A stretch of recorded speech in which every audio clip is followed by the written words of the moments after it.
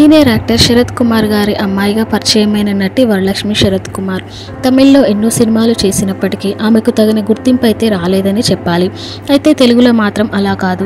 నటించిన మొదటి సినిమా క్రాక్తోనే ఆమె ఊహించినంత క్రేజ్ సంపాదించుకుంది. ఆ తర్వాత బ్యాక్ టు బ్యాక్ సినిమాలతో తెలుగమ్మాయిలా మారిపోయింది వరలక్ష్మి. అయితే రీసెంట్గా వరలక్ష్మికి ఎంగేజ్మెంట్ అయిన సంగతి తెలిసిందే. ఆమెకు కాబోయే భర్త పేరు నికోలై సత్యదేవ్. వారి ఎంగేజ్మెంట్ ఫొటోస్ కూడా నెట్టింట్లో బాగా వైరల్ అయ్యాయి.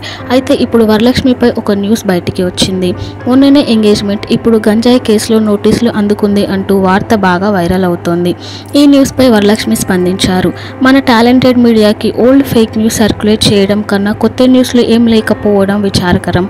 ఎవరైతే సొంతంగా న్యూస్ సైట్స్ ఆర్టికల్స్ రాస్తున్నారో వారెందుకు రియల్ జర్నలిజం చేయడం స్టార్ట్ చేయకూడదు?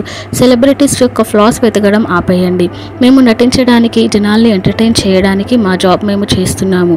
మరి మీ జాబ్ మీరెందుకు చేసుకోరు? బయట 1000 సీరియస్ ఇష్యూస్ ఉన్నాయి. వాటికి నిజమైన అటెన్షన్ అనేది అవసరం. మా మౌనాన్ని మా బలహీనతగా తీసుకోకండి. డిఫామేషన్ కేసెస్ కూడా ఇప్పుడు ట్రెండింగ్లో ఉన్నాయి. బేస్లెస్ ఫేక్ న్యూస్ని సర్క్యులేట్ చేయడం ఆపేయండి. జర్నలిజంని మళ్ళీ తీసుకొచ్చి మమ్మల్ని గర్వపడేలా చేయండి అంటూ గట్టిగా స్పందించారు వరలక్ష్మి. ఆమె చేసిన ఆ పోస్ట్ ఇప్పుడు నెట్టింట్లో హల్చల్ చేస్తోంది.